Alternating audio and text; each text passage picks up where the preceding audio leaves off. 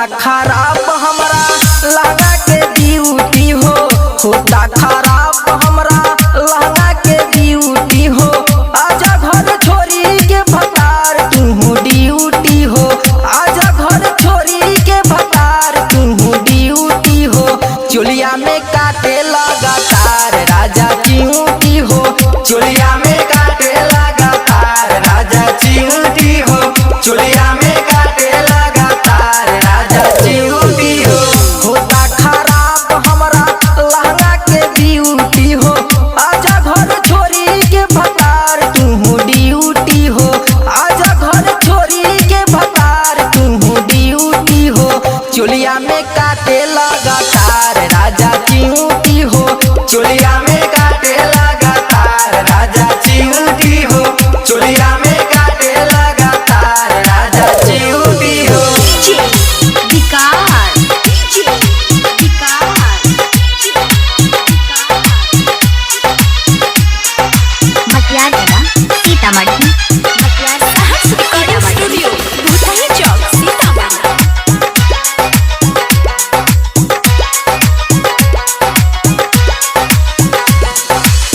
देवरा चटोर भइल बाबर का चटाना, अइबन घरे पिया घट जाई घटना। हे राजा जी साचो कहतानी हो, देवरा चटोर भइल बाबर का चटाना, अइबन घरे पिया घट जाई घटना। करे के मन करे प्यार राजा चिऊटी हो, करे के मन करे प्यार राजा चिऊटी हो। चोलिया में काटे लगातार राजा चिऊटी हो, चोलिया में काटे लगातार राजा चिऊटी हो, चोलिया में काटे लगातार राजा चिऊटी हो, चोलिया में काटे लगातार राजा चिऊटी हो।